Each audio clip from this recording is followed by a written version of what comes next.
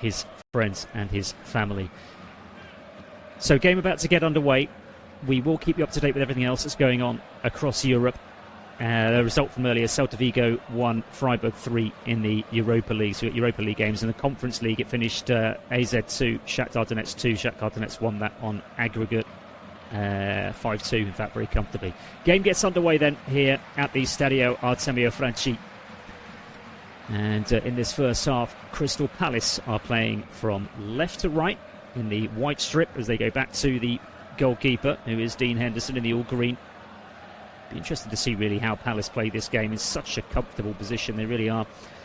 Long one forward to Mateta. That one's cut out though, just on the edge of the penalty area by Gosens, who then goes back to the goalkeeper. David De Gea then, all in red this evening. The Spaniard, the ex-Manchester United goalkeeper, of course, who for so many years was courted by Real Madrid. It never happened, of course.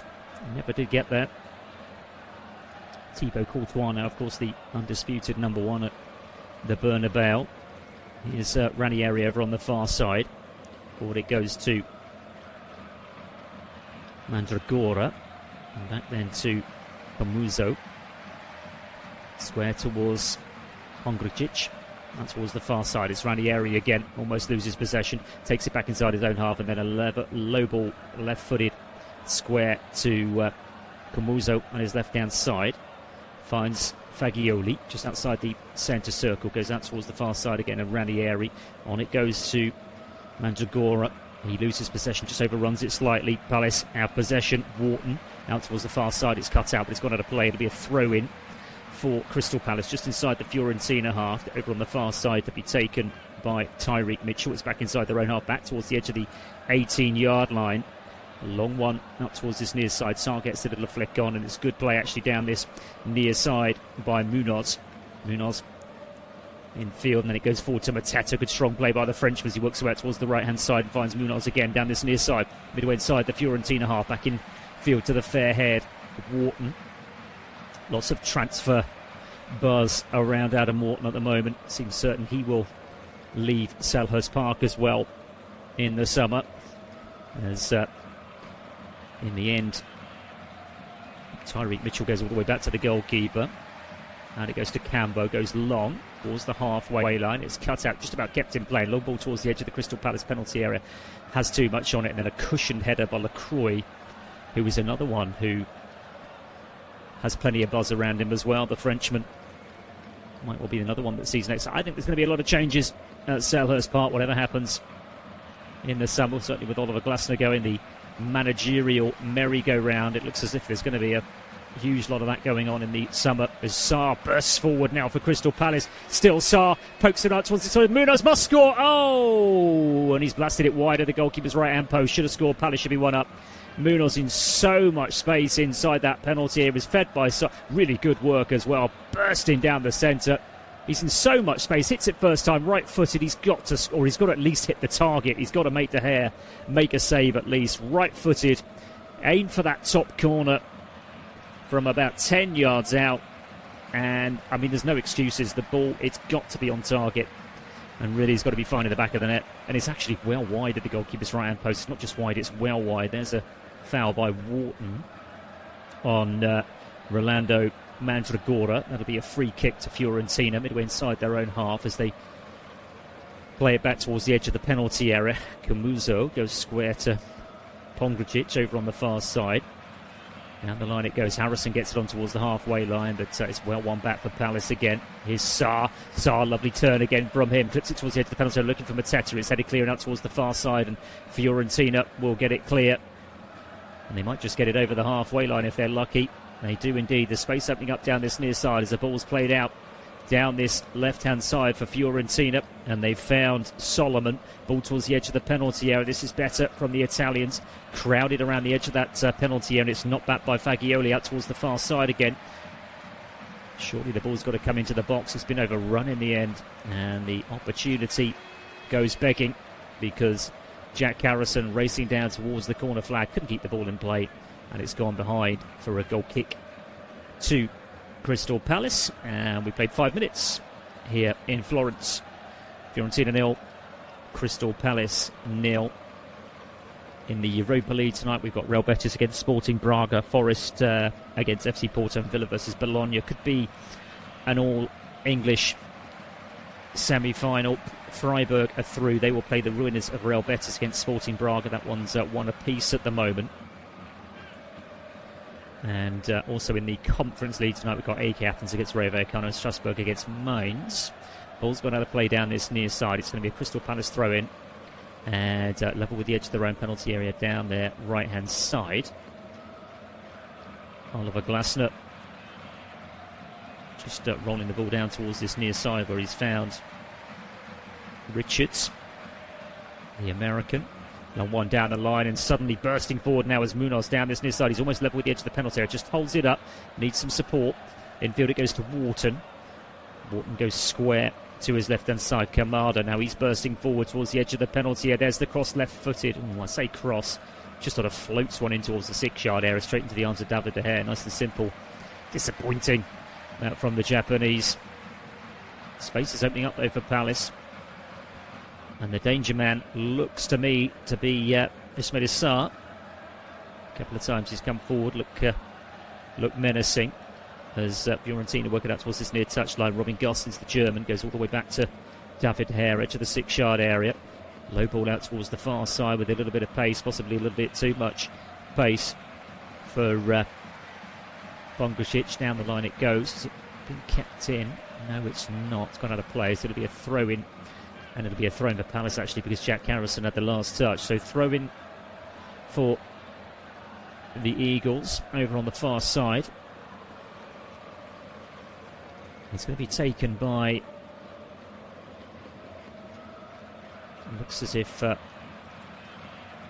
Richards is going to take it. Indeed he is. He has got a long throw in his locker, the American, as he makes his way back towards the advertising hall. As this throw-in is almost level with the edge of the Fiorentina penalty down the left-hand side for Palace, and it comes towards that near post. There's the header clear, and it's a convincing one by Madragora as well, out towards the far side. They then go long towards the halfway line, tied it up by Richards on the volley, goes all the way back to his goalkeeper.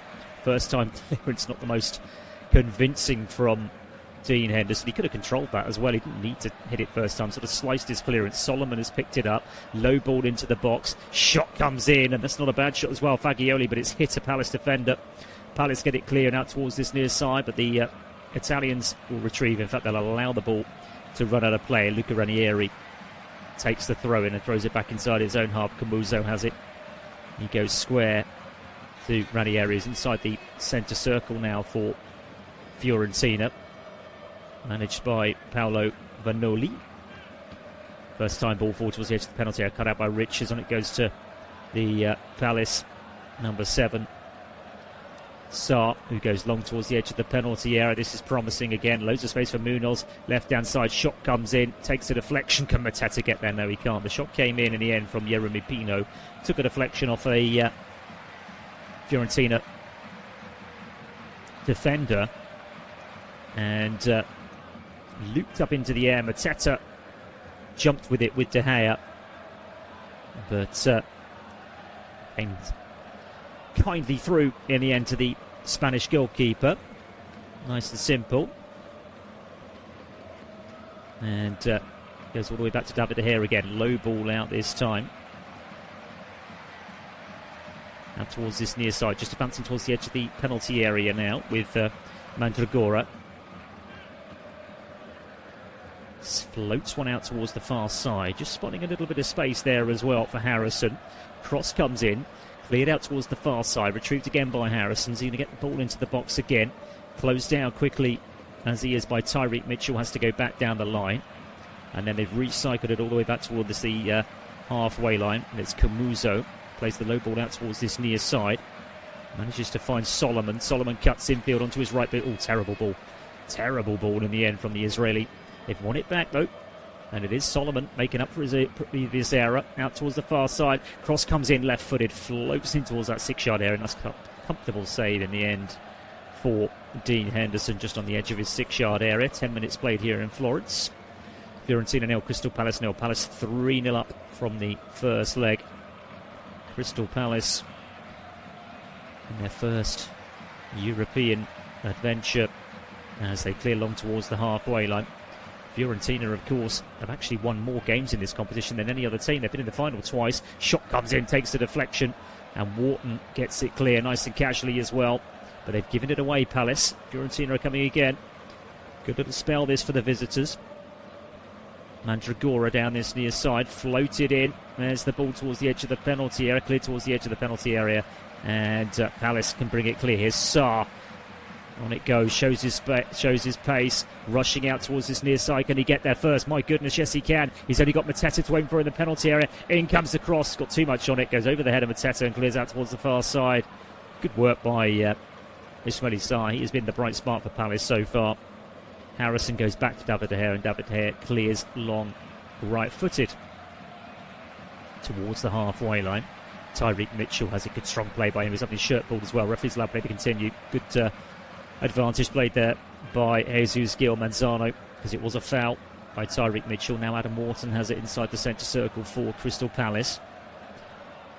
Looking for options, and then just knocks it to his left-hand side to Calvo. Finds Tyreek Mitchell over on that far side. Back it goes to Wharton again, just retreating back inside his own half. Out towards the far side. First time ball down the line is a poor one on this occasion. And Fiorentina have it again over on the far side. They go all the way back towards the edge of their own 18-yard line, though. And here is Ranieri. Luca Ranieri turns 27 next week, the Italian. Back to Camuso. Pongracic now turns under a little bit of pressure, goes back to David De Gea, just on the edge of the 6-yard area. Spaniard brings it forward towards the edge of the penalty area and then just knocks it off just to his left-hand side. Brought forward towards the halfway line by Camuso again. Square it goes to Pongracic again. He can advance towards the edge of the halfway line under little pressure. Now it's Harrison over on that far side. Back infield to Camuso again inside the centre circle. Fiorentina bossing possession here. And then in the end, just inside their own half, Adam Wharton just puts enough pressure on Pietro Camuso to go all the way back to David De Gea on the edge of his penalty area, just to the right of the D. Goes out low to Fagioli. And Fagioli now starts to advance towards the edge of the centre circle, then goes long. It's not a bad ball as well, but Richards taking no chances whatsoever, puts the ball behind. It will be a corner for Fiorentina in the 13th minute, the first corner of the evening for either side.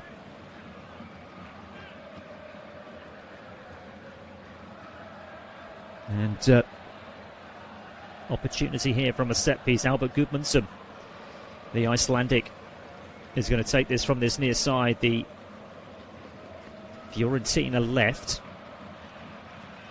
right-footed, and it comes clear towards the edge of the penalty area by, I think it was Richards who got the final touch, and Palace get it clear all the way to the halfway line.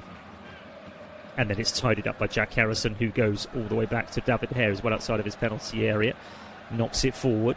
Fiorentina just slowed things down just to allow players to get back in position following that set piece, which came to absolutely nothing.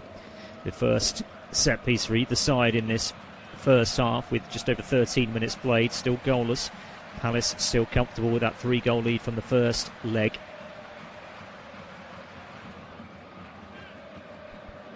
Aldo again on the halfway line, eventually comes out to Ranieri down this near side, goes down the line. Gudmundsson now immediately returns the favour. And taken up by the number 19, Solomon. Solomon goes long, and that'll be shepherded behind, and it'll be a goal kick for Crystal Palace. And good work in the end by Lacroix, who ensured that Mana Solomon couldn't get ahead of him. Henderson goes out short. Eventually goes out to Komodo. He's tripped over on the far side. Leading his innocence is the number 8, Mandragora, but just stuck out the right leg there as the Japanese try to go past him. So free kick to Crystal Palace in their left back position.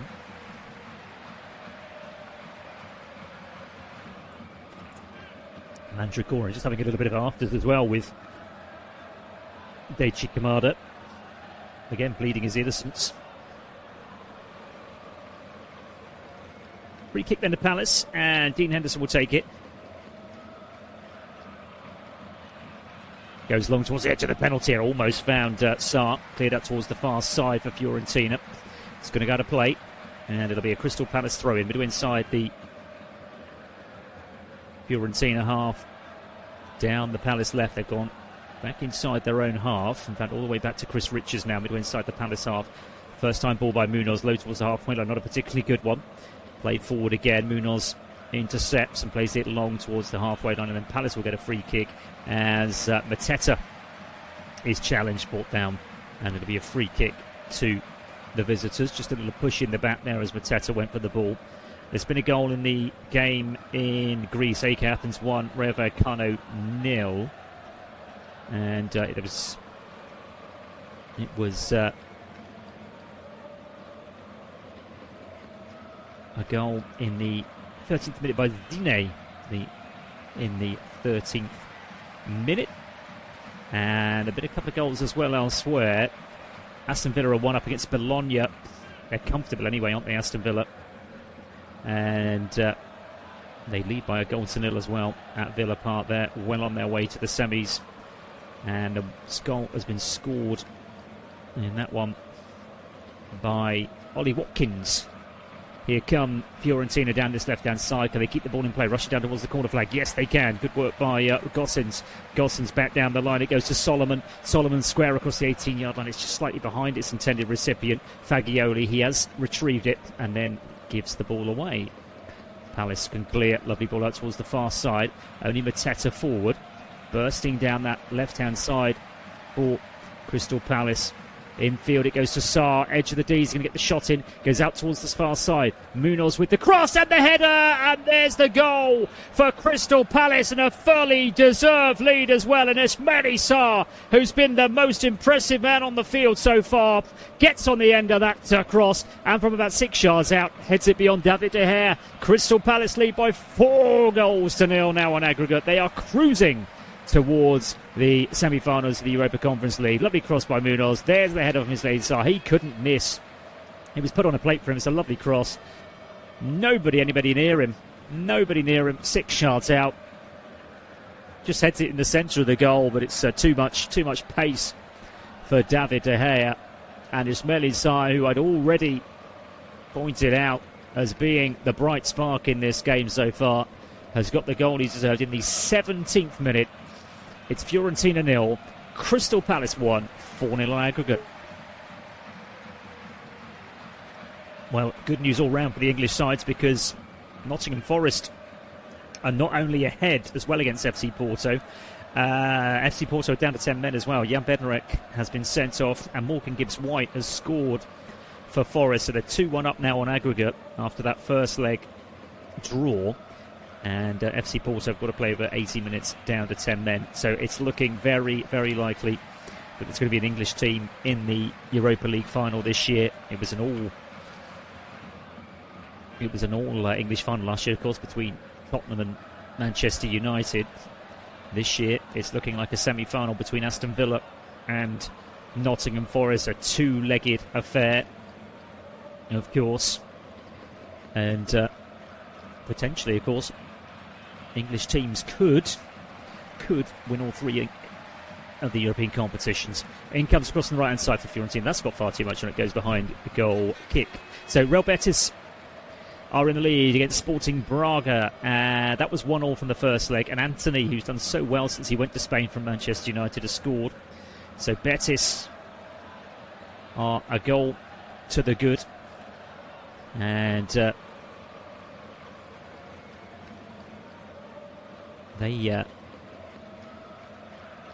they're in trouble here again, Fiorentina. Here they come for 2-0. Shot comes in, saved by the goalkeeper, and it was that man Ismail Sarr again.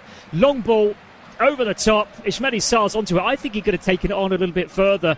He gets the shot in from just inside the penalty area, right-footed. Just went for pace, really, to try and beat David De Gea, who was equal to it. It was a save you would expect the Spaniard to make. Didn't quite get hold of it how he'd like to have there, Ismail Sarr.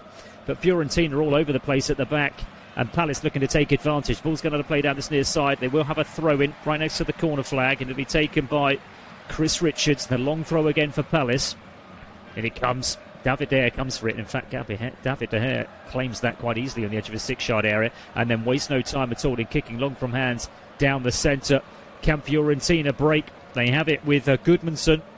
Gudmundsson out towards the right-hand side of the penalty area.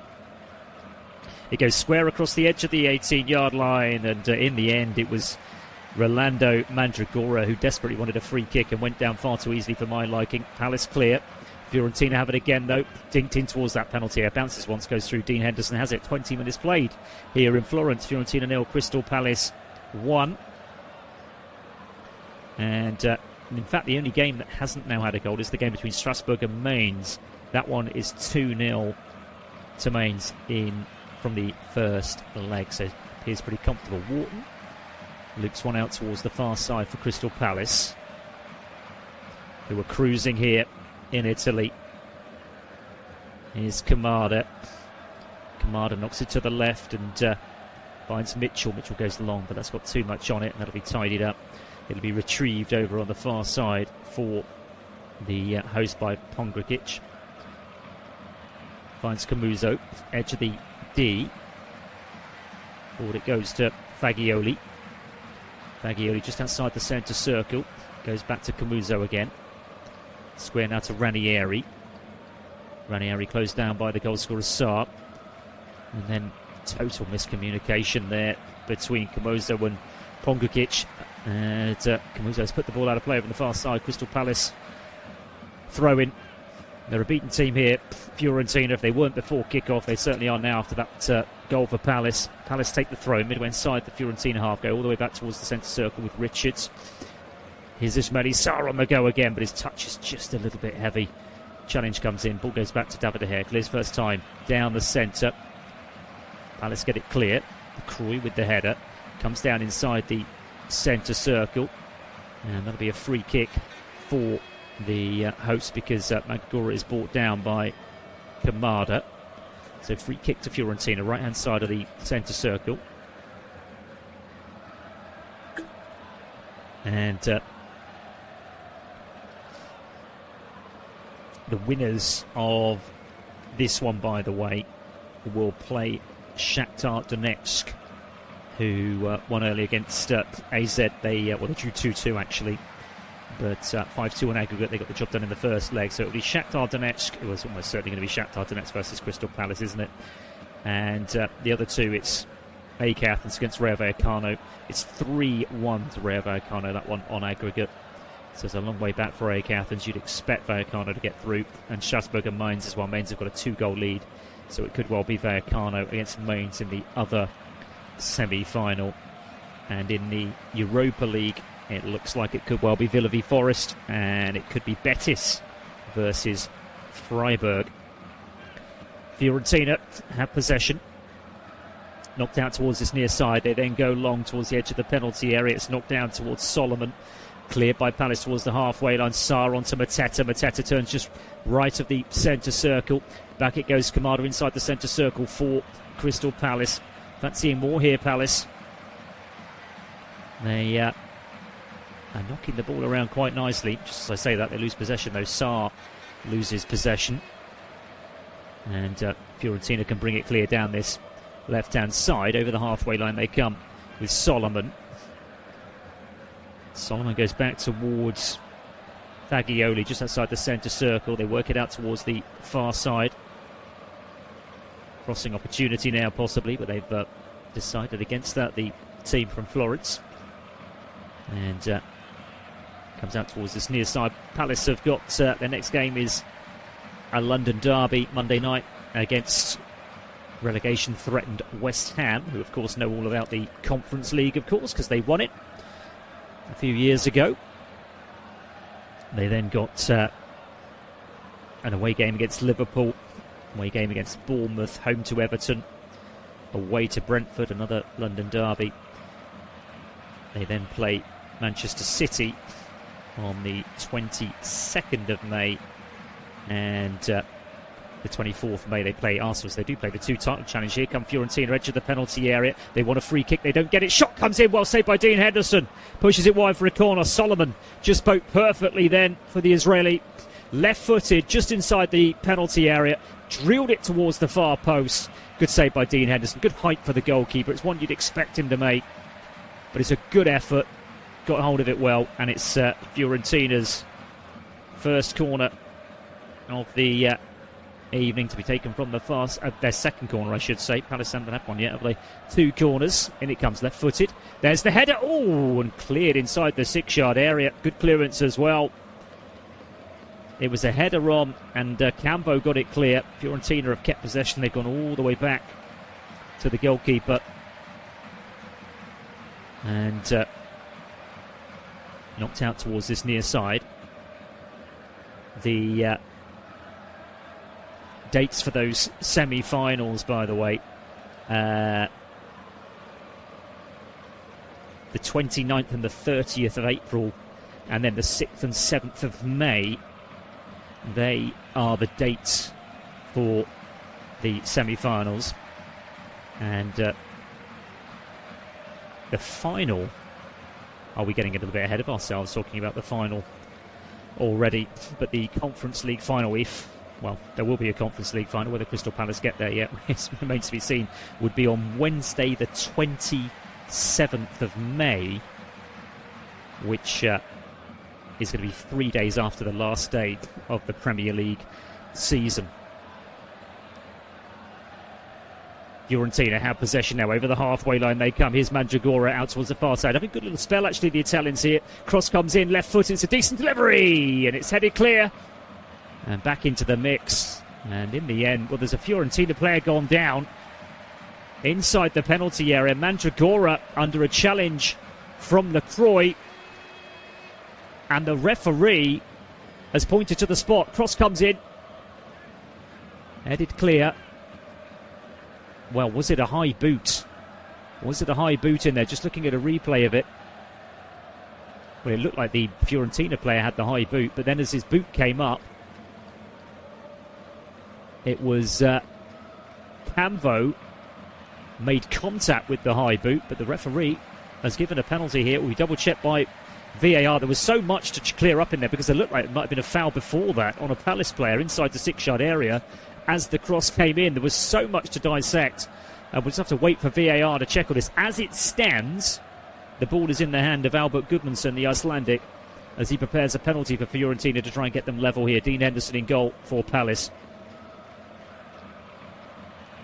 There's absolutely no denying that Cambo's leg kicked the Fiorentina player. But the first question there is, was his leg up high anyway? Was his foot high? Well, it looked like it was to me, and it looked like there might have been a foul before that on the Palace player. I've only seen one replay of it, so it's very difficult to dissect at the moment. If I get to see any more of it, I'll let you know. But before all that, there's a little bit of concern. Well, there's concern for Palace anyway if they're facing a penalty, but there's concern at the moment for Adam Wharton, who is to the right-hand side of the D, down, injured. So cross comes in, getting a replay of it now. And as the ball is cleared towards the edge of the 6-yard area, Mandragora sort of flicks it up. The ball is well off the ground. His leg goes up to make contact with the ball. And that's where Cambo's leg hits Rolando Mandragora's leg. And, well, Adam Wharton is going to be replaced here, and he doesn't look comfortable at all. He's coming towards his near side. Crystal Palace are having to make a change here, and a forced change. Well, I don't know if this is going to be a start of a dramatic comeback here at Fiorentina. It certainly doesn't feel that way at the moment, but you never know. But Adam Wharton is going to be replaced for Crystal Palace just before the half-hour mark.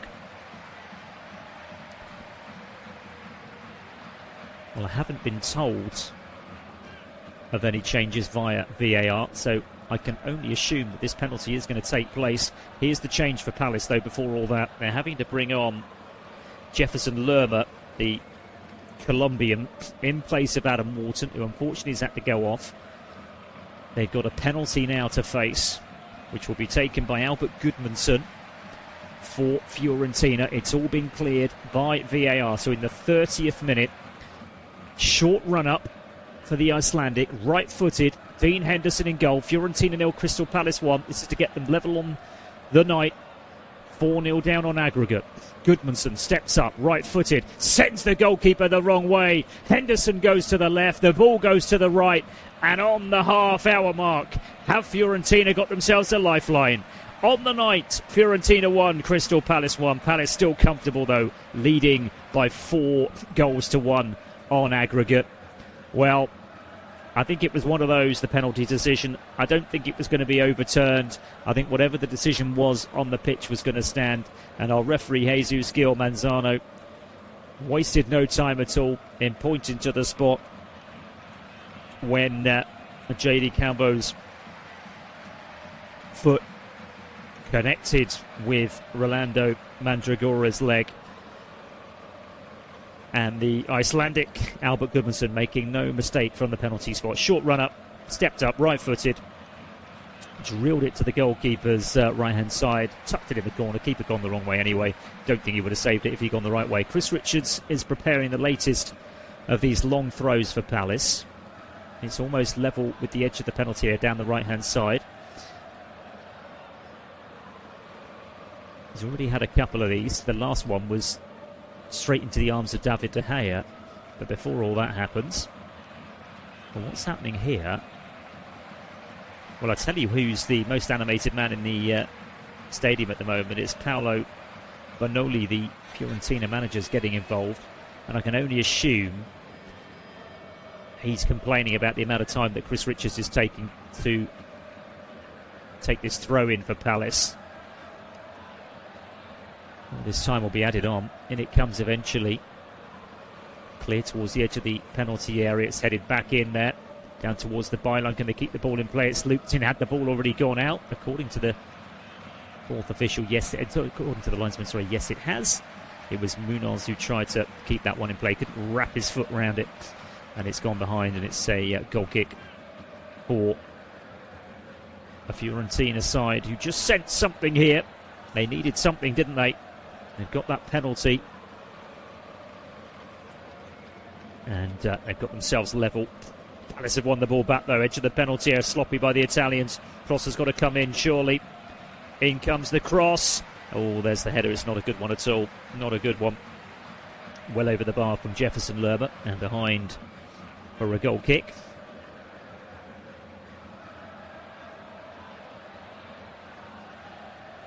Goal kick then for Fiorentina. Still plenty of action going down on the touchline involving the Fiorentina manager as they play out from the back. Here's Gossens, he goes long. There's the header clear for Richards. Straight to a Fiorentina player, though, in Nicola Fagioli goes out towards the far side. I'll tell you what, if Fiorentina could get a goal before half-time, it might make it interesting. Coming out at the start of the second, having been 4-0 down on aggregate, if they could half that down to 4-2.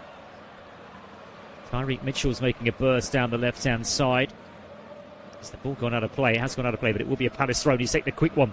Good one as well. Edge of the penalty area. Shot comes in, blazed over the bar by Yeremy Pino. I think he should have done better. Real lack of quality there from the Spaniard. Right-footed. It just opened up for him nicely, just inside the Fiorentina oven. Right-footed. He's trying to curl it towards the far post. Got right underneath it. And it's behind for a goal kick to Fiorentina. David De Gea places the ball down again. Knocks it short, intent on playing out from the back. The Italians. Got to be careful here.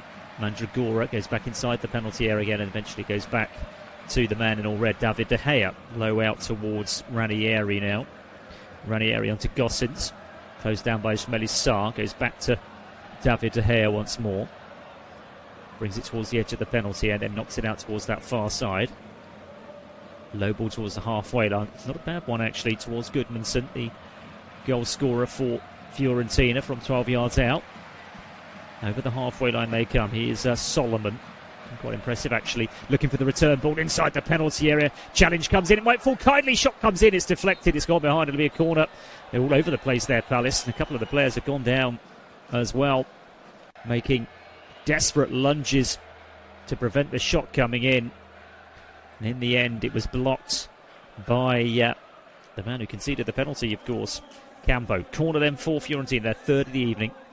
More concern for Crystal Palace. They've already had to replace Adam Wharton with an injury, but Lacroix has gone down now as well inside that penalty area. Just looking at a replay of this, well, he went into his own player. It was a challenge. Two Palace players going for the same ball, Munoz and Lacroix. And it's the Frenchman, unfortunately, who's come off worse. So the trainer is on once more. Just a reminder of what else is going on, because we've got another break in play with the trainer on. Real Betis 1, Sporting Braga 0. 3-1 to Betis on aggregate. In fact, they've just got a second. Azal Zuli has got another one for Betis, so they look to be cruising through. 3-1 now on aggregate in that one. Forest are 1 up against Porto. These are the Europa League games. By the way, it does look as if Palace are making another change. This is really unfortunate for Oliver Glasner. 2 enforced changes in the first half. Lacroix now is going to be coming off. And 2 Palace players going for the same ball. Nottingham Forest 1, FC Porto 0. 2-1 to Forest on aggregate. Porto down to 10 men. Villa 1, Bologna 0. Villa just scored a second. And it's an Emi Buendia who scored for Villa. So it's Villa 2, Bologna 0. That's 5-1 on aggregate now to Aston Villa. They're certainly on their way. I think we knew that already tonight anyway. AEK Athens 1, Rayo Vallecano 0. And that is 2-3. They've just scored a second as well, AEK Athens. Well, that could be a famous comeback. They were 3-0 down from the first leg, the Greek team. And Razvan Marin has just scored a penalty, so it's 2-0 to Athens. But Vallecano's still leading on aggregate by 3-2, and it's Strasbourg 0, Mainz 0. No, it's not. The goals are coming in thick and fast here. I tell you, Strasbourg have scored 2 goals very, very quickly. Nanasi and Utara 2-0, and it's now 2-2 on aggregate. Mainz were 2-0 up from the first leg. Here comes this corner for Fiorentina, right-footed, in it comes, and is it cleared on the edge of the 6-yard area? It's smuggled clear by Kamada, I should say, out towards the far side. A real scrap inside that 6-yard area. Here come Fiorentina again. They've definitely improved. Cross comes in right-footed. That's going to go behind, and that'll be a goal kick for Crystal Palace. Solomon it was with the attempted curler, which curled more away from goal than it did towards the goal.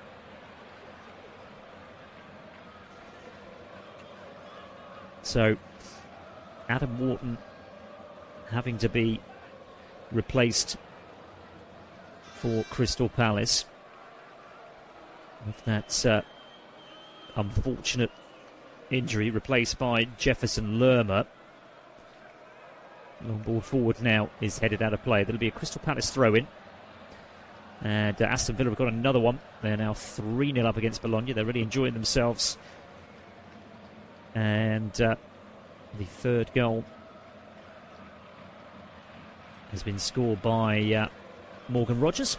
Aston Villa 3-0 up now, and you can see why they're the favourites to win that tournament, can't you? And when you've got the man in charge, Mr. Europa League himself, Unai Emery, of course, who's won that tournament on multiple occasions. Palace win the ball back on the halfway line down this near side. It's played long down the line. Ismail Sarr will chase. Ismail Sarr down towards the byline. Can he get there? Yes, he can. He gets ahead of the defender.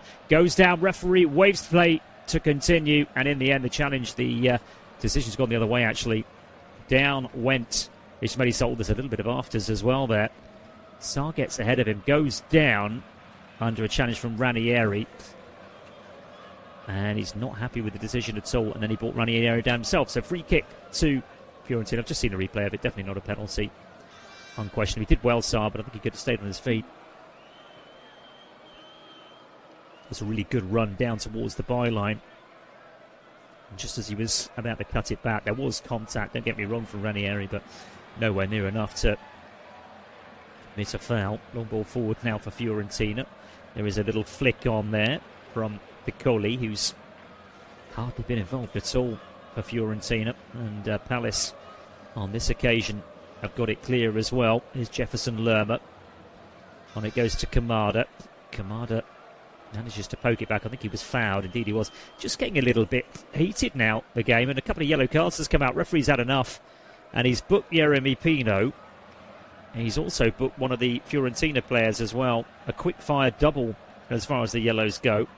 So Pino goes into the book, as does Pongracic as well, the Croatian for Fiorentina. And it's all just getting a little bit niggly out there at the moment. And it's ever since the penalty, I think, really. Well, Lacroix has managed to continue up until this point, but he is coming off. It was clear he wasn't going to be able to continue, the Frenchman. And Oliver Glasner has had to make 2 enforced changes in this first half, which is a real shame for Palace, particularly if those injuries are lengthy. It's going to be the number 34, Chadi Riyad, the Moroccan, who's going to come on for Max Lacroix. So a double change in this first half. We've got about 3 minutes of the first half left. And Crystal Palace have a free kick midway inside the Fiorentina half, just to right of centre. It'll be taken by Kamada. As Lacroix applauds the Palace faithful who've made the trip to Florence today. In comes his free kick then, drilled towards the edge of the penalty area. It's headed clear and out towards the far side. Palace have retrieved it. They've gone back inside their own half. And in the end, it's the ball back to the goalkeeper from Tyreek Mitchell, who goes long down the centre. An unconvincing header clear out towards this far side. Might just possibly reach Yeremy Pino. No, it doesn't. And in the end, I think there was a foul there, but the referee's allowed play to continue. Pino on Solomon. But Solomon's wriggled his way out and set the Italians on their way again over on the far side. So 3 minutes to half time. Mandragora goes long towards the edge of the Palace penalty area, headed across the edge of the 18-yard line. It was a decent header actually from Robin Gosens, but nobody there to get on the end of it. Palace cleared towards the halfway line, but they'll pick it up again through Ranieri. Ranieri finds Fagiolo towards his left-hand side, then gets the ball back, and it goes inside the centre circle for Fiorentina, and Camuso picked up by Pongracic. Back to Camuso again. And Fagioli now. Good possession this from the team from Florence. Eventually reaches this left-hand touchline. Solomon back in field to Nicola Fagioli.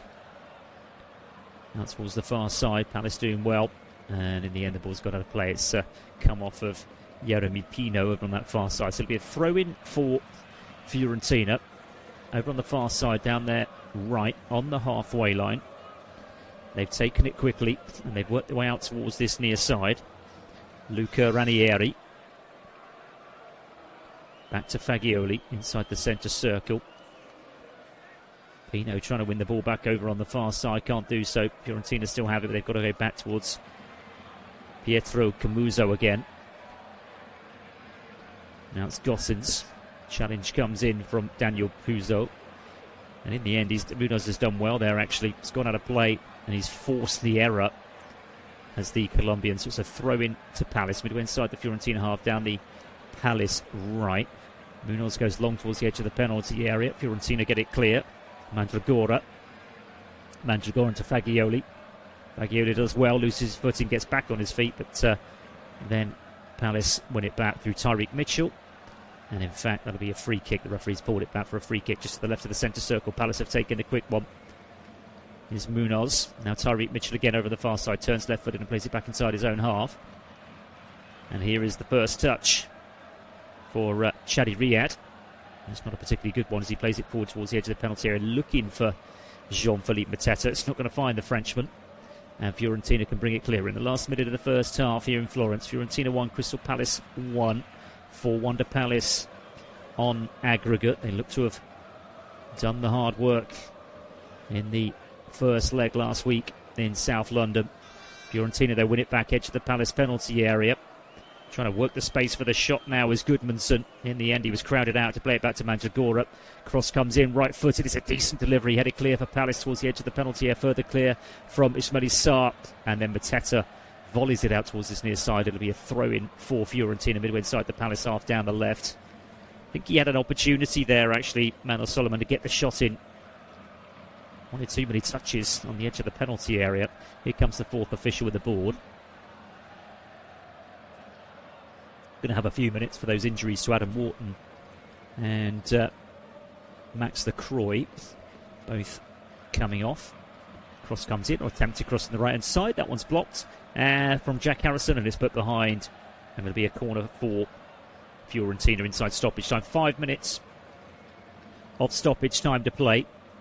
Still plenty of time for Fiorentina to change the half-time team talks here if they could get a goal and get this lead down to this deficit down to 2. And it comes. Palace have got it clear towards the edge of the penalty area. Brought down nicely though, left-hand corner of the penalty area by Solomon. Rushes out towards this near side, and then it's just put out of play by Kamada. So it's a throw into Fiorentina, level with the edge of the penalty area down the Fiorentina left. And it'll be taken by Luca Ranieri. No, it won't be, because he's changed his mind. As across comes Robin Gosens, the German. He's got the long throw in his locker. Goes back towards the advertising hoardings, and it comes. Headed clear for Palace. It'll fall for Fagioli. There's the cross, right-footed, and it's Jean-Philippe Mateta actually on the edge of his penalty area. Head that one clear for Palace. Fiorentina will pick it up again, though. And they'll work it out towards the right-hand side. Then it goes all the way back towards the halfway line. Fagioli again in the inside left position. Comes out towards this near touchline. Solomon. Look quite impressive, actually. Solomon gets the shot in, and it's pushed over the bar by Dean Henderson for another corner. It was straight at the keeper, to be fair to him. Save you'd expect him to make. He just puts the hands out, pushes it over the bar. It's a good connection. Just couldn't get the direction either side of the goalkeeper. Fifth corner, though, of the evening for Fiorentina as we enter the 3rd minute of stoppage time. 1 apiece on the night, 4-1 to Palace on aggregate. In comes this corner then, right-footed, punch clear, and a really good punch as well. Got a lot on it there. Dean Henderson. Jack Harrison retrieves it over on the far side and goes back towards the halfway line. Fagioli goes long now, right-footed to the left-hand side of the penalty area. And again, Palace get it clear. It'll fall though for Solomon. Solomon looks the most likely for Fiorentina. In comes that ball again. There's the header clear. Will it fall for Solomon? No, it won't. And Ismail Sarr can bring it clear for Palace as they'll look to break over the halfway line. Sarr again gets the reverse ball. A good one as well from Pino. And then he's brought down. That'll be a free kick to Crystal Palace just outside the centre circle inside the Fiorentina half of the foul by Mandragora on Ismail Sarr, who put Palace in front in the 17th minute with a header. And they've had other opportunities as well, Crystal Palace, to double that lead. And then from absolutely nothing, really, Fiorentina getting the penalty to get themselves back in it. Albert Gudmundsson slotting that one away. We played 3 minutes of stoppage time, 2 to go. And it's half-time at Villa Park. Aston Villa 3, Bologna 0. That one's over. It feels Betis 2, Braga 1. And that one is half-time as well. And Pau Victor's got that one for Sporting Braga to get them back in. It's 3-2 to Betis on aggregate. Here comes this free kick to Palace. It's got too much on it and it goes behind for a goal kick. So Betis 2, Sporting Braga 1. 3-2 to Betis on aggregate. It's also half-time at the City Ground. Forest are leading Porto by a goal to 0. That's 2-1 on aggregate. And Porto are down to 10 men as well. It's also half-time between AEK and Rayo Vallecano. They're trying to mount a comeback there. And they're doing a good job about it as well. AEK Athens 3-0 down after the first leg. They're 2-0 up at half-time, so the deficit to 3-2. And similar situation in Strasbourg, where they were 2-0 down to Mainz after the first leg. They're 2-0 up at half-time in the second leg. And 2-2 on aggregate. Anybody's game here. Palace are still comfortable. Yes, they've been pegged back due to that penalty by Albert Gudmundsson, but they're still 4-1 to the good on aggregate. And there's going to be a free kick for Crystal Palace over on the far side, but also there's going to be a yellow card for Pietro Camuzzo for that challenge. And the challenge was on Jean-Philippe Mateta, who tried to spin him, had his arms around him, around his midriff, wouldn't let the Frenchman go, and the referee, Jesus Gil Manzano, quick to come over and dish out the third yellow card of the evening. As Palace go back to Dean Henderson. There goes the half-time whistle. And it's all going to plan really for Crystal Palace. They were a goal up to increase their aggregate lead to 4-0. Ismail Sarr with the header in the 17th minute. But a penalty and a lifeline for Fiorentina on the half-hour mark. Albert Goodmanton, but still Palace in a commanding position. Half-time here in Florence. Fiorentina 1, Crystal Palace 1. We'll be back in 15 minutes for the second half.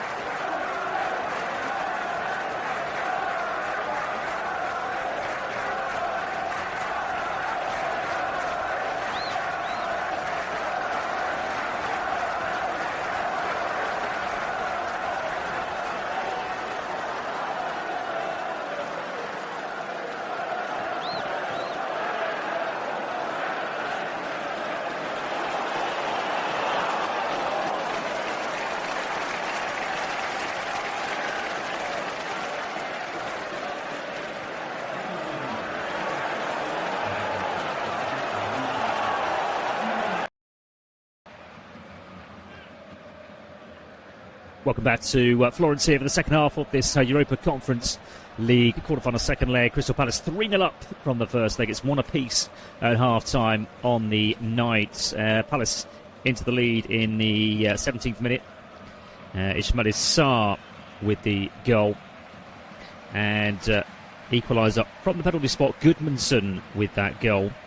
And there is a change, or a couple of changes actually, to tell you about for the second half. Sharon Dour, the number 27, coming on for Fiorentina to replace Nicola Fagioli. And for Palace, who've already had to make two changes, well, they're also bringing off Jean-Philippe Mateta, who's going to be replaced by Jørgen Strand Larsen. Jefferson Lerma and Chadi Riyad have to come on in the first half due to injuries to Max de Crooij and Adam Wharton. Game about to get underway then in the second period here. Fiorentina are going to get us underway in their usual home strip. And they'll be playing from left to right in the second period. Crystal Palace are in the change strip, the white strip, this evening. And for Fiorentina, it's the deep purple, the violet kit from top to bottom, playing from left to right. Our referee is Jesus Gil Manzano from Spain. So, De Gea in goal for Fiorentina. The three centre-backs, Ranieri, Camuso and Pongracic. Camuso and Pongracic both on yellow cards. Then Gostin's over on the left, Harrison on the right. Then you've now got Dour and Mandragora in the centre. Then Solomon, Gudmundsson and Piccoli leading the line for Palace. Henderson in goal. Cambo, the back three now, Cambo, and you've got Riyad on now, along with Richards.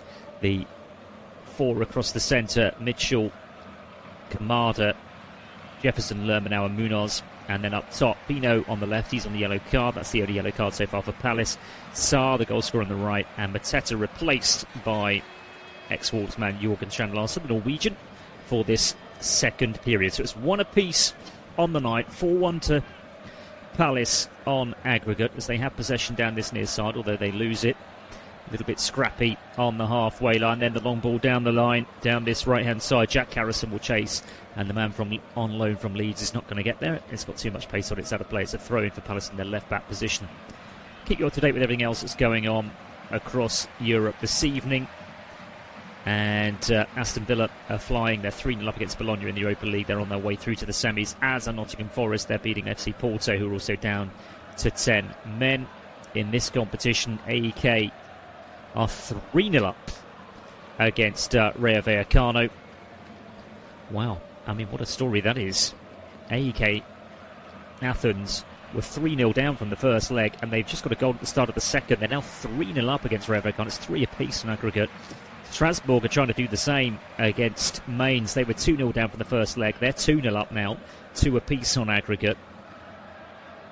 And Real Betis against Sporting Braga.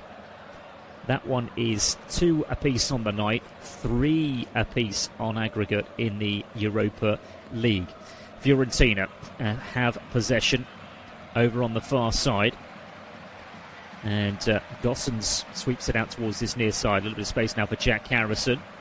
Harrison now, right-hand side of the penalty area, to get the ball into the box. Now he cuts it in field towards Mandragora. He goes towards that far post, and there's a stretching header there at the far post. But it's gone well wide, and it's gone behind for a goal kick to Crystal Palace. Gossens it was, ghosting in at the back there behind Munoz. Couldn't keep his header down. Couldn't get the connection he wanted. Goal kick for Palace. Dean Henderson will take this one. Right-footed, he's going to go long. Drills it down the centre.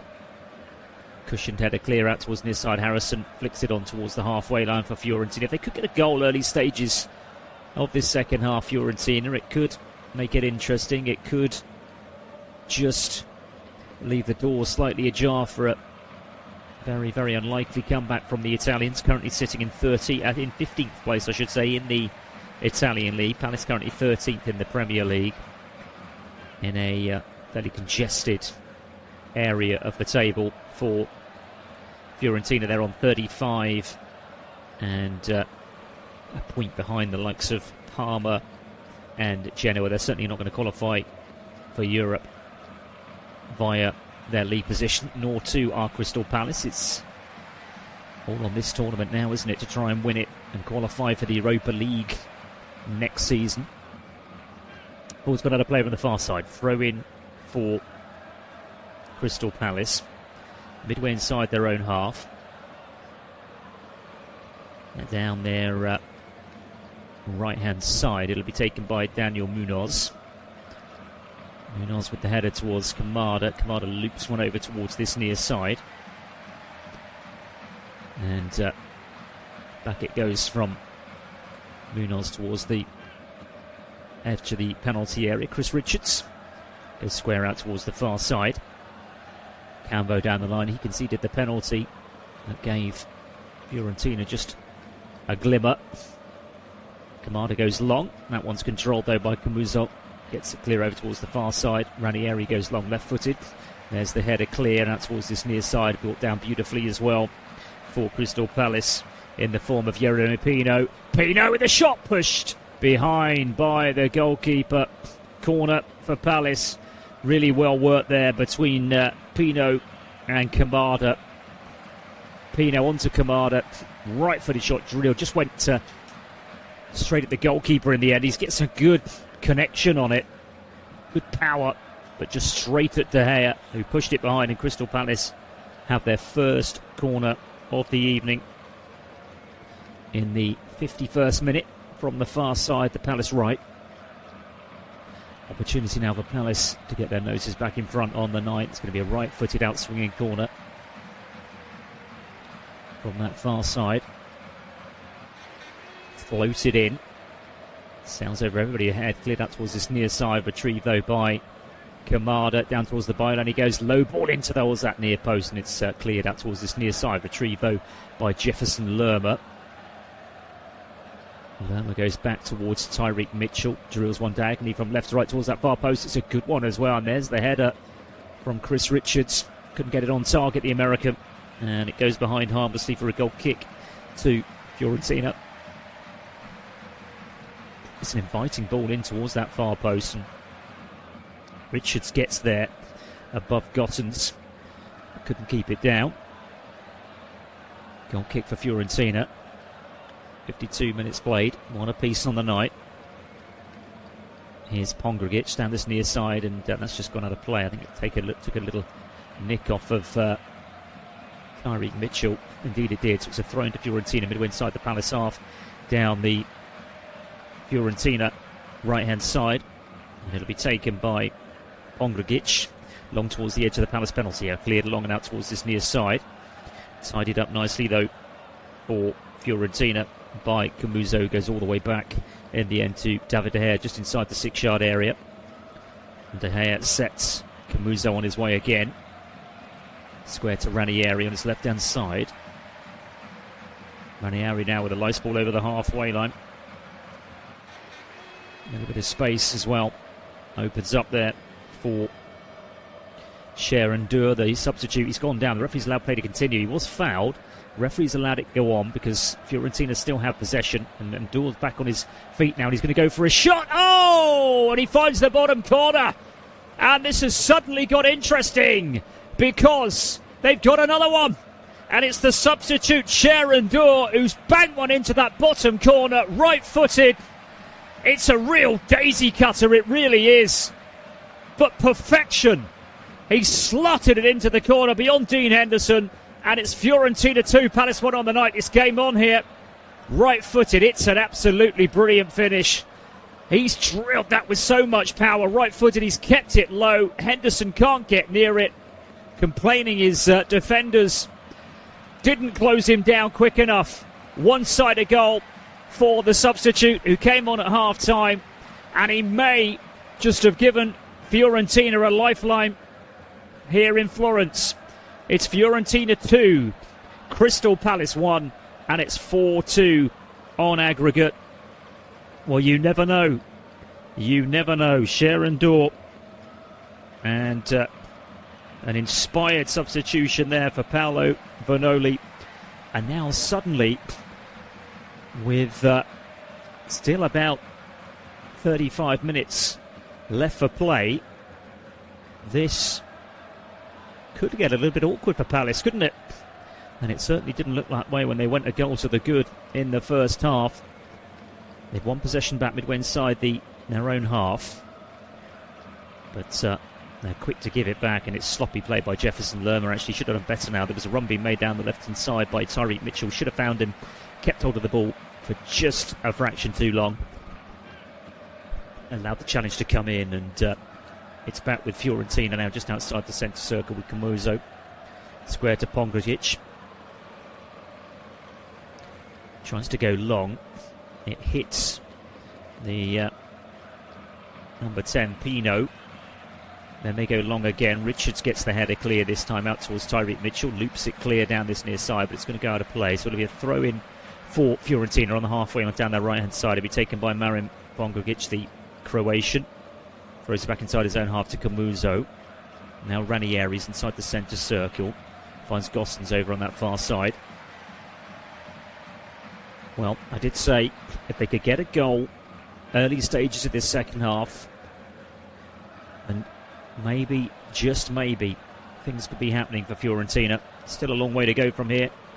Palace still in a relatively comfortable position. 2 goals to the good, but you never know. And here come the Italians now over the halfway line.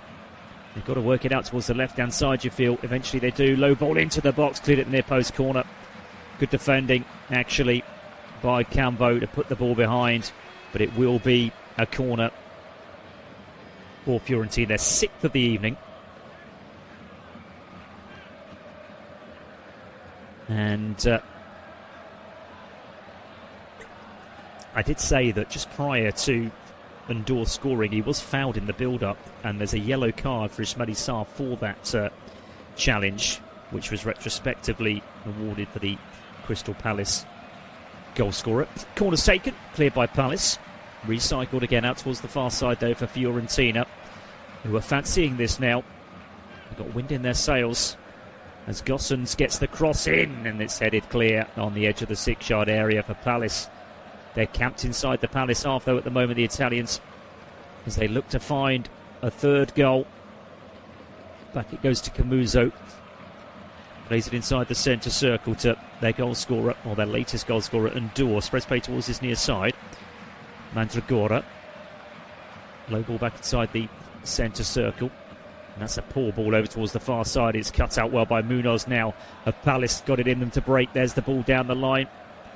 Ismail Sarr right inside of the penalty area. Terrible ball in. And he'll actually go out for a throw-in down this near side. Really, really poor delivery from the Senegalese. So throw in for Fiorentina in their right back position. Jack Harrison currently has the ball in his hand, but I don't think he's going to take it. It's almost as if he sort of stood there waiting for somebody to take the ball off him. And Braga are now 3-2 up against Betis in the Europa League. They're now leading 4-3 on aggregate. And they were 2-0 down on the night. 2-0 down on the night. 3-1 on aggregate. They've scored 3 goals. Ricardo Horta's got the latest from the penalty spot. And they now lead Real Betis by on aggregate by 4 goals to 3. Villa's still 3-0 up. Forest still a goal to the good. And Rayo Vallecano, who were 3-0 up against AEK Athens on aggregate. Well, AEK Athens with 3 goals to make it 3-3, but Rayo Vallecano got another now, so it's 4-3 to Vallecano. The ball is loose from the halfway line, loop forward. Richards is there with the header underneath it for Crystal Palace. Not particularly convincing from the American, but it's fallen kindly for Palace. And in fact, it goes all the way back in the end to goalkeeper Dean Henderson. Just want to keep hold of this one for a little bit, Henderson. In the end, he goes long. Right-footed out towards the far side, so a little flick on by Munoz. Can't get it to Sarr, though. Fiorentina clear down the line. And racing down that line as well is the number 19 Solomon, but it's gone out of play. Couldn't quite get on the end of it. Piccoli, it's not been his night really so far. Roberto Piccoli. Ball was played down the left-hand side. And in fact, the decision is a free kick, actually, for a challenge by Piccoli on Chris Richards. So free kick for Palace. Edge of their own penalty area. Henderson goes long, right-footed. We've played an hour.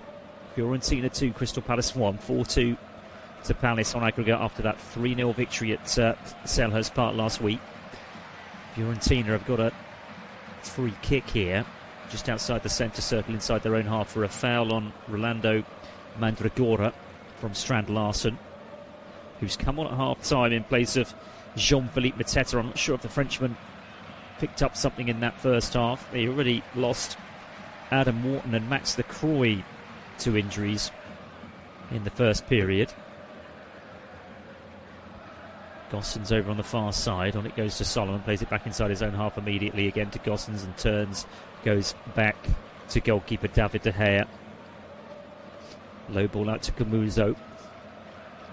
Forward it goes towards Mandragora. Returns the favour instantly.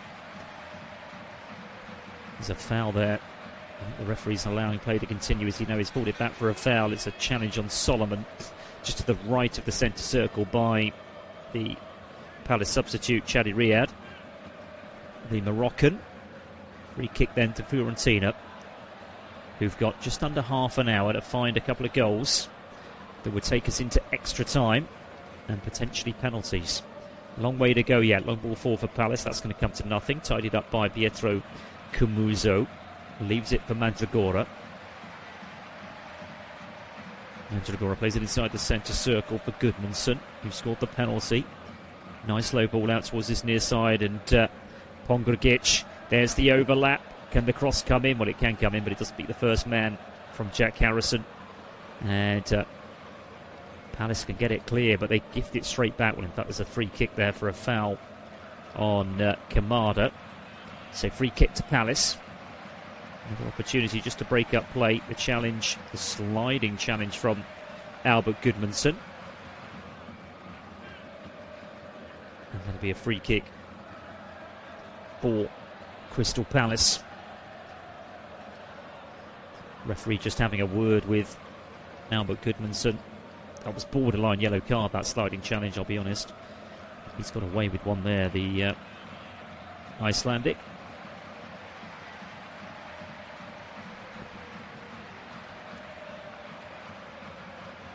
Fiorentina, after this one, it'll be back to Serie A duties for them, of course.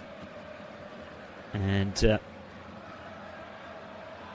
they play Lecce on Monday. Then they're at home to Sassuolo. Then they go to Roma, home to Genoa, away to Juve, and then they finish the season away to Fiorentina. Here come Fiorentina again. Edge of the penalty area. There's the cross. There's the header. It's not a particularly good one out towards the far post. Richards gets it clear. Edge of the penalty area. It's a little bit nervy on the edge of the penalty area here for Crystal Palace. Can they get the shot in? They can. Push clear by Dean Henderson. It'll fall to Endure. There's the cross. He's got too much on it, and it's cleared. The initial shot was from Gudmundsson. It was a save you'd expect the goalkeeper to make. There's a player down inside the penalty area, and the referee stopped play in the end. Well, there was just a bit of panic there. Just felt panicky from Palace. And it fell kindly on the edge of the penalty area for Albert Gudmundsson. Right-footed, gets the shot in. It's a save you would expect Dean Henderson to make. He pushes it clear, and Endure is first onto it. Just a little bit wide. Couldn't get the shot in himself, but did clip the cross in, but there was nobody there to get on the end of it. And Palace survived. I thought maybe, looking at that shot, really, that Dean Henderson could have held that one. Well, he's putting his team in trouble. Tyreek Mitchell is now down and has the trainer on for Palace. More concern for Oliver Glasner, who's already lost 2, potentially 3 players to injury tonight. But his team are on their way to a semi-final of the Europa Conference League to play Shakhtar Donetsk as it stands, unless Fiorentina can find a couple of goals here. They have possession again. Pongragic out towards his near side. Jack Harrison. That's onto his left foot. Low ball across the edge of the 18-yard line. Challenge comes in and Palace can clear, but it's poor from Palace. They've not been good with the ball in this second half. They were really good in the first half, right up to the point where they conceded the goal, really. Could have been more goals to the good. Could have put the tie completely to bed, although we kind of thought that had happened anyway when they got the first goal to go 4-0 up. Here's Strand Larsen. First time we've seen him, the Norwegian over the halfway line. He's got to do everything himself, but then he overruns it. Just shows a little bit too much of it to Pongragic, and Fiorentina have it again and can come forward over the halfway line to the left of the centre circle. Mandragora again. Yes, it can be another free kick as down goes as Canbo with the challenge on, I think it was Ranieri. So free kick to Fiorentina inside the centre circle. Pongragic it was with the foul was on. And here is the Croatian again for Fiorentina. Goes square to his left and Camuso. Long ball dinked down that left-hand side for Fiorentina. Put out of play. It's a throw into Fiorentina level with the edge of the Crystal Palace penalty area down the Fiorentina left-hand side. And it'll be taken by Robin Gosens. Gets the ball back over on the far side. Will he get the cross in now? He's doubled up on us to go back down the line. In the end, the ball is played infield to Camuso. Camuso plays it out towards the inside right position. Here's Jack Harrison. Harrison has to recycle it centrally back towards Pongragic again. And in the end, the ball goes out of play over on the far side. Last touch off Ismail Sarr. Throw in for Fiorentina just inside the Palace half. Down the Fiorentina left. Here's Albert Gudmundsson. It's going to be another foul there. It's just foul after foul after foul at the moment. And in the end, Ranieri, for complaining to the referee, gets booked. So they've got a free kick, Fiorentina, but it's their player that's gone into the book. Ranieri complaining that the yellow card should have come out. Well, the referee said, well, here, then I'll get the yellow card out. The challenge by the Moroccan Riyadh didn't warrant a yellow card, not according to our referee Jesus Gil Manzano, but then he pulls it out for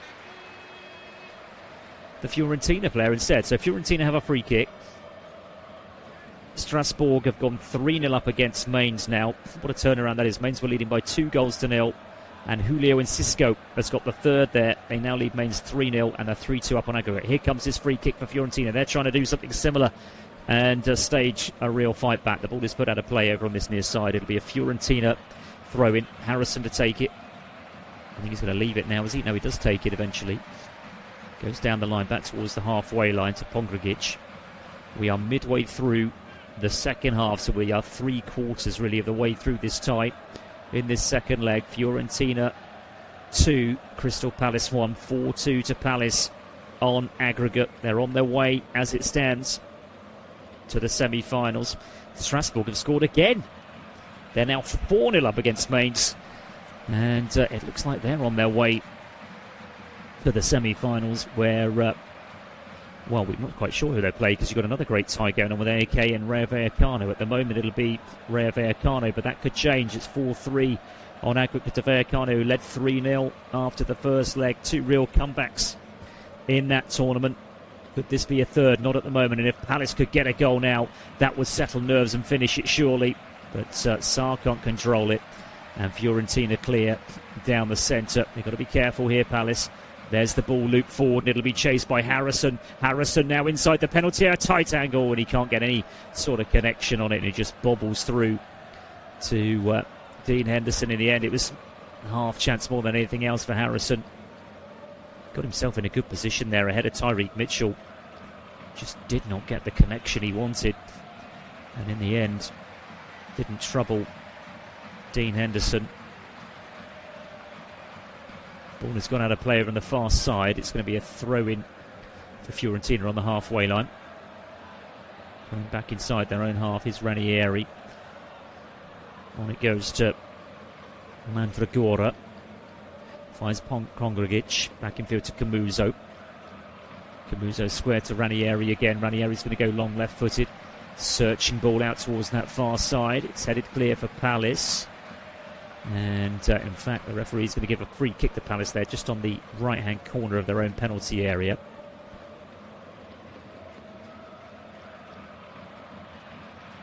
Ball was played forward and a little push, I think, on Richards. A couple of changes now then for Fiorentina. They're bringing on Luis Balbo, the Venezuelan, and Eddie Guadio. Those are the two to come on. And the two to blow off. Gossens is going off for number 21, the German. And just waiting for confirmation, the other player that's going off as well. We've got 20 minutes left on the clock.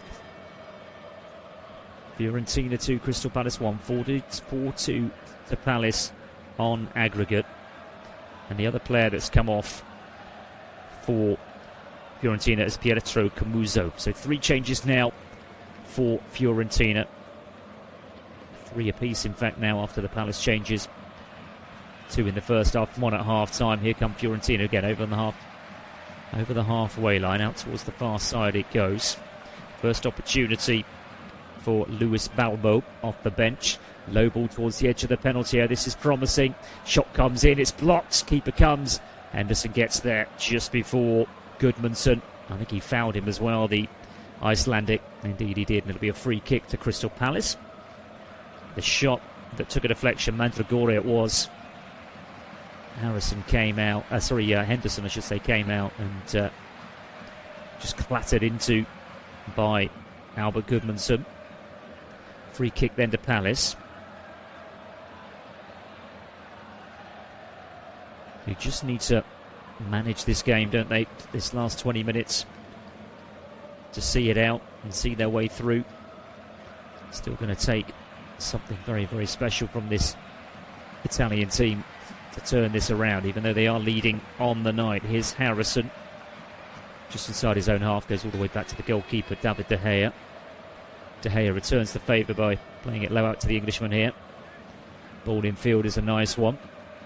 Now it goes towards the far side from Ndour, the scorer of the second goal for Fiorentina. Ball has gone out of play on the far side. It's going to be a Fiorentina throw just inside the Palace half. They've taken a quick one, but the referee's having none of it. The reason being the throw was not taken in the correct position. They'd grabbed a few yards there, the Italians. The referee immediately pointing back to the halfway line. Will Hughes is going to come on for Crystal Palace. Birthday boy tomorrow, 31 tomorrow. But before all that, Fiorentina are coming forward looking for another one. Guabio has it and gets his first touch off the bench. Goes back towards the halfway line. It's very congested over on that far side, midway inside the Palace half. They've switched play towards this near side, and you understand why. Harrison brings it down nicely, ball towards the dead ball line, and in the end the attempted cutback has gone out of play, and it'll be a goal kick. And it was that man Guadio again, just trying to wrap his right leg around it to try and get that cross in for Fiorentina. He couldn't do so. Looks like there's more movement on the Fiorentina bench, and Palace also making a change here. It's all happening because Yeremy Pino is being replaced. So Will Hughes comes on, so that's the change for Palace. And in fact, we're having to wait a little bit for the Fiorentina change. And keeper goes long. Little flick on for Palace, comes to nothing. Cleared long for Fiorentina. Richards gets the header in. It's loose inside the centre circle, headed forward by Tyreek Mitchell. And Palace have brought it down over on the far side. This is good from Palace. Strand Larsen now forward towards the edge of the penalty area. Here's Sarr inside the penalty. He's got to cut it back surely. Oh, and it almost found Tyreek Mitchell on the edge of the 6-yard area. Desperate last-ditch challenge to get it clear. And I think it was Harrison inside that 6-yard area to ensure that Tyreek Mitchell didn't have a tap in, which he would have done had the Englishman not got there. Really good work by Saar down towards the byline, cuts it back, and here's another double change for the hosts. And it looks as if Gudmundsson is going to be replaced. Indeed he is, and on comes the number 80, Giovanni Fabian. And here's the second change, and Jacobu Fazzini is coming on in place of Manor Solomon. So that's all 5 of their changes made. With, what have we got, a quarter of an hour to play, and they still need a couple of goals. Well, they've got a long throw in though, Palace. If they could get another goal, the tie is over. Cleared out towards the far side. Richards has it again down the line. Jefferson Lerma, low ball into the box. And the little flick by Strand Larsen didn't quite work out. Cleared out towards his near side, and Harrison gets it clear long for Fiorentina, but it actually bounced out of play. So it'll be a throw in for Palace. Midway inside the Fiorentina half down the left. Lerma this time with the ball in, and Strand Larsen with the little flick, but couldn't quite work out where he was, I don't think. Back it goes to Henderson. Henderson goes low out towards this near side. Here's Riyad. Riyad down the line, and Lerma again, and that'll be a free kick for Palace for the challenge by Giovanni Fabian. And all these stoppages, all these hold-ups will help Crystal Palace. Referee's gone over to tell Jefferson Lerma to get on with it. He's still on the floor doing his shoelace up.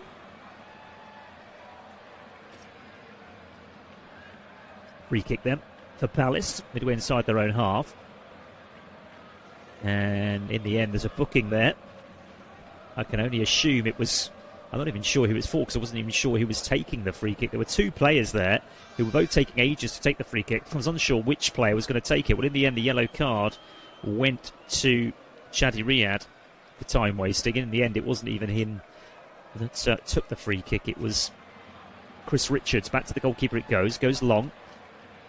Down the centre, header clear. Strand Larsen picks it up. This is promising for Palace. On it goes towards the left-hand side of the penalty area. Kamada manages to smuggle onto Tyreek Mitchell, gets the ball back, and then Lowe plays it back towards the halfway line. He was fouled there. Is the referee allowing play to continue? He is. Richards goes all the way back to Dean Henderson. Henderson's going to go long, right-footed, down the centre. Cushioned header clear for Fiorentina, and it falls nicely inside the centre circle for Ndur. And Ndur goes back to Pongragic. What have they got left in them, the Italians? 13 minutes left on the clock. 4-2 down on aggregate. They need a couple of goals to take us into extra time. And all Crystal Palace have got to do is be strong, is be organised, don't make mistakes. And they'll find themselves in a European semi-final. Ball goes out of play down this near side. It'll be a throw-in. It'll be a throw-in for Crystal Palace because the ball's come off of Jack Harrison. So throw in for Crystal Palace. They'll take as long as they possibly can on this one. Goes out of play again immediately. Another throw in just a few yards further forward down this left-hand touchline. Just shy of the halfway line. Fiorentina manager Paolo Vanoli is animated as ever on this touchline down this near side. Tyreek Mitchell will take the throw in for Crystal Palace. Down the line it goes, looking for Strand Larsen. They'll get another throw, Palace. Well, in fact, they won't. It's come off for Strand Larsen. I thought the last touch came off of the Fiorentina player, Eddie Cavadio. But referee said it came off the Norwegian. Roman is taken for Fiorentina. Falls kindly for Palace. Mitchell tries to play one down the line, and in the end, the ball has gone out of play. There's a Palace player gone down rather theatrically. Is Shadi Riyad holding his neck. Referee's come across. I don't mind seeing a replay of this one. It goes down the line. He can't control it. And then across comes Ndur. Wants to take the throw in quickly. and he gives a little push, a little shove on Cherry Riyad, but it's really dramatic stuff, really unnecessary from the Moroccan, and nothing's going to come of that. Throw in then for Fiorentina on the halfway line down the right hand side. Long one taken, little flick on, cleared out of play for Palace. Another throw just a few yards further forward down this right hand touchline, and it'll be taken by Kouadio. Back towards David De Gea they go, who sets Fiorentina on their way again. Pongragic now in between two Palace players, manages to find Ranieri. Well, they have dominated possession tonight, Fiorentina. They've lost possession over on the far side. Now here's a chance for Palace to break, and that's a really poor pass out towards the far side, which was looking to release Daniel Munoz. Not going to work out, and Fiorentina have it again. 68 possession tonight to 32 for Crystal Palace, and they're over the halfway line. There's a little bit of space in the inside right position now for Kouadio. Finds Harrison back to Kouadio, then Ndour takes it up. This is better from the hosts. Ball's got to come in surely, and it comes eventually. There's the header, and it's a poor one, which is well wide of the goalkeeper's left hand post, and the header came in the end by Roberto Piccoli. Not been his evening. First sort of sight of goal he's had, and he balloons that one over the bar and behind, and it just eats up a few more seconds for Crystal Palace as we head into the 82nd minute now here in Florence. Fiorentina 2, Palace 1. That was their 14th attempt on goal for Fiorentina, 9 for Palace.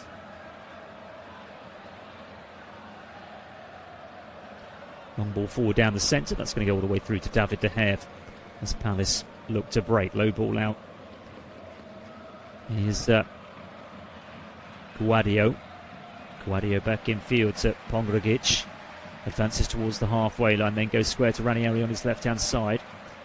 Ranieri's going to go long, left-footed towards the edge of that Crystal Palace penalty area. A little flick on by Piccoli, goes all the way through harmlessly to Dean Henderson, and another attack for the Italians breaks down.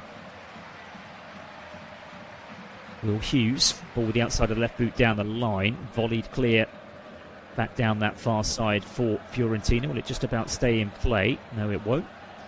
It's gone behind, and it'll be a goal kick for Palace, who were 8 minutes plus stoppage time away from a semi-final in the Europa Conference League, where they'll face Shakhtar Donetsk for a place in the final.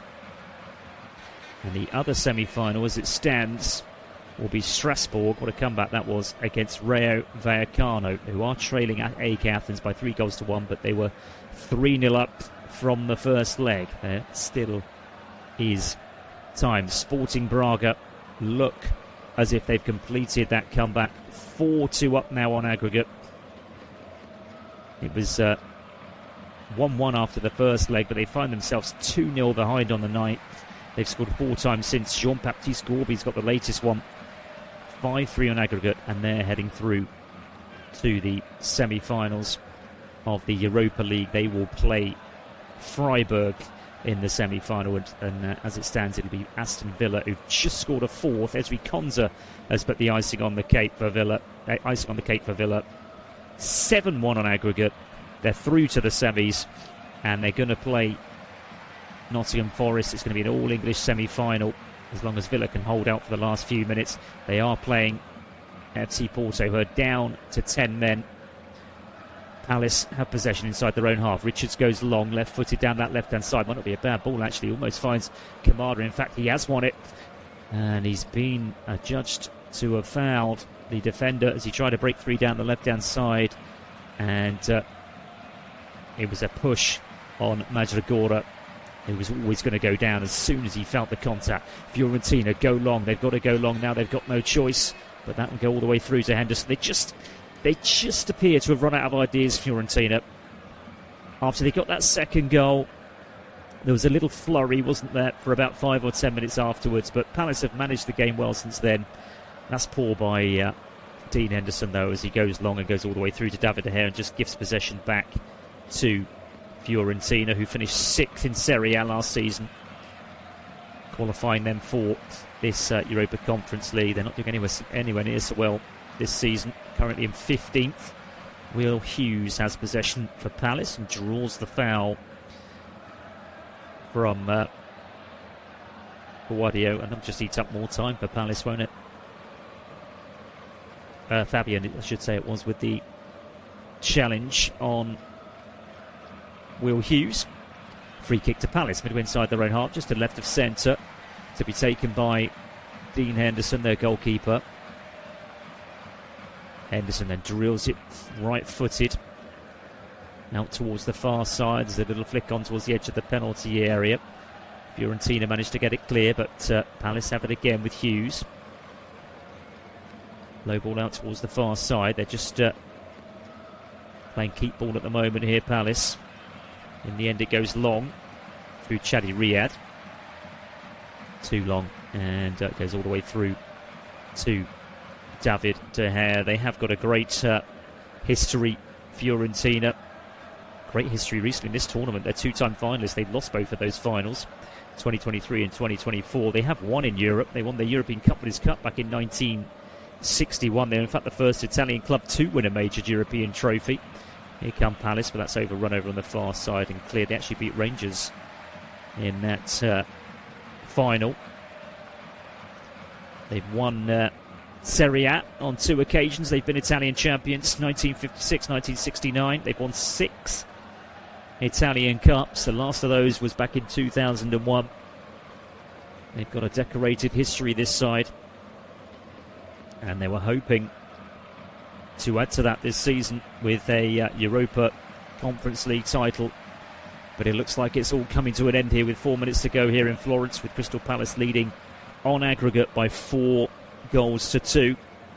And they've won the ball back edge of the penalty area. The referee there could easily have played an advantage because Sarr was in a really good position. Will Hughes, under a challenge, has gone down. There'll be a free kick to Palace. It's a yellow card as well for the high boot from Ndour, the man who came on and scored that second goal for Fiorentina. Looked like it could have been the catalyst for something, but it hasn't worked out that way, as Palace have controlled this second half since, and they're cruising really towards full time and a place in the semi-finals. Free kick then, about 30 yards from goal. It's level with the right-hand side of the penalty area. It'll be taken by Will Hughes, left-footed in swinging. Can Palace get level on the night? They don't want to lose this game. Will Hughes, left-footed. And that's a poor delivery, it really is. Sails over the bar towards our left-hand side. And it's behind for a goal kick to Fiorentina. 3 minutes left for play. And here come Fiorentina over the halfway line. Challenge comes in from Jefferson Lerma. That'll be a free kick for the foul on Jack Harrison. The free kick midway inside the Palace half, just to right of centre. Harrison himself is behind it.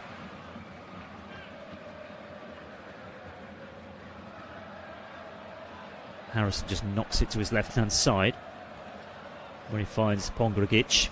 Now towards the far side, cross comes in left-footed, and again that pretty much sums up the way things have gone for Fiorentina over the last 20 minutes or so.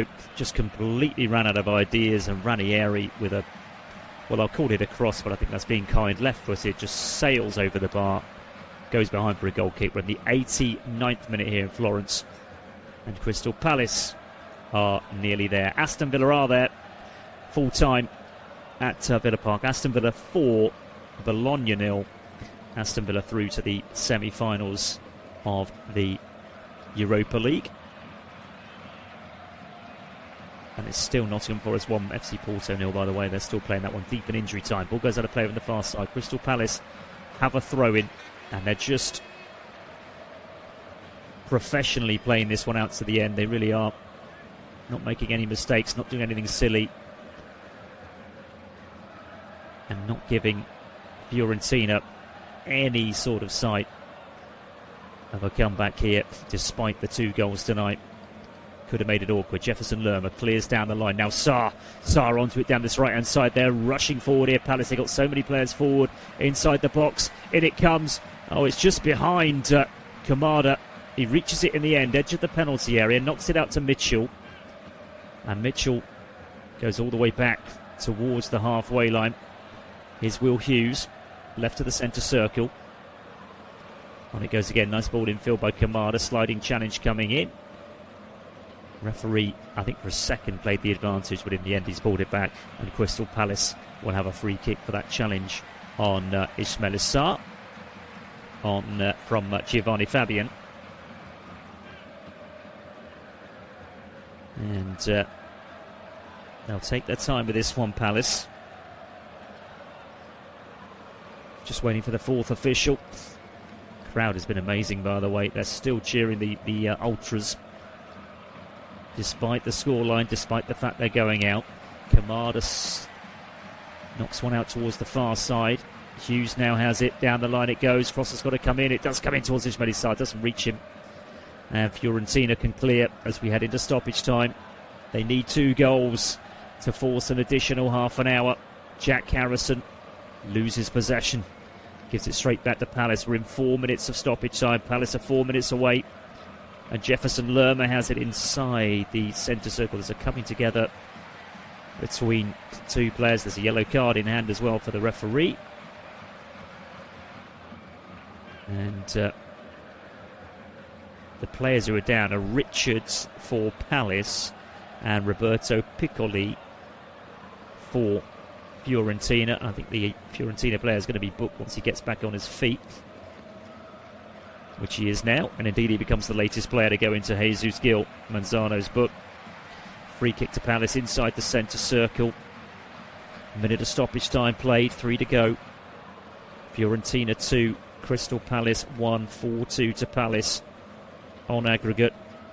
It's a reckless challenge actually by Piccoli. It really is. It's the worst challenge we've seen tonight. And Tyreek Mitchell just coming towards this near side just to receive instructions from Oliver Glasner, who is hopeful of finishing his tenure in the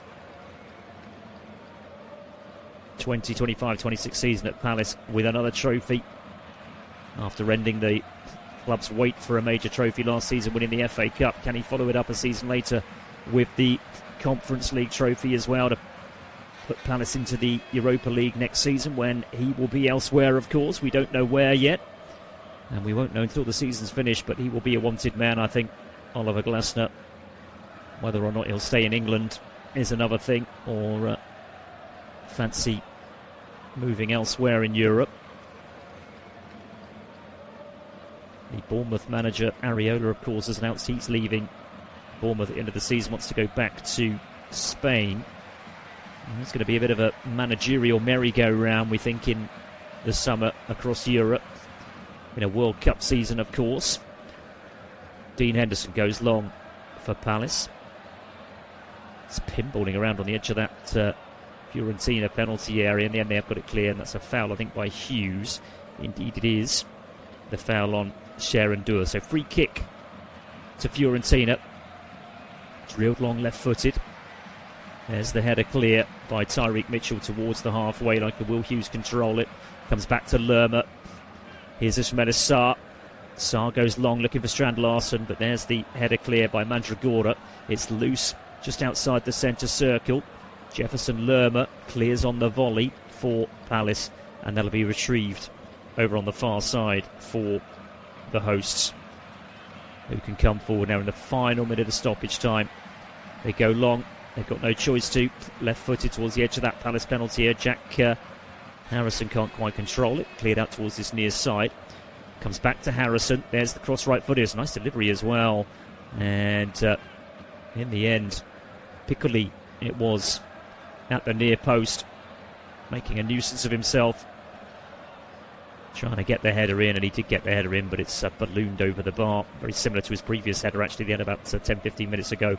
And it's behind, and I think that's pretty much going to be that. So Palace are going to lose on the night, but it matters not, because the away fans who have been cheering non-stop this evening will be celebrating. Also celebrating will be Nottingham Forest fans. They are through to the semi-finals of the Europa League. We've got an all-English semi-final Aston Villa against Forest. They've beaten FC Porto tonight by a 1-0. In the other semi-final, it'll be Freiburg against Braga. And in the Europa Conference League, it's Rayo Vallecano against Strasbourg. And it's also going to be Shakhtar Donetsk versus Crystal Palace. There goes the final whistle. Palace have got the job done. They've lost on the night. They led on the night by 1-0. Fiorentina came back. They at least got the win with a penalty in the first half and a goal from Ndura at the early stages of the second half. They've won on the night by 2-1, but the tie belongs to Crystal Palace, who have won 4-2 on aggregate. Full time then at the Stadio Artemio Franchi. Fiorentina 2, Crystal Palace 1, 4-2 to Palace on aggregate. Thanks very much for listening, and do enjoy the rest of your week.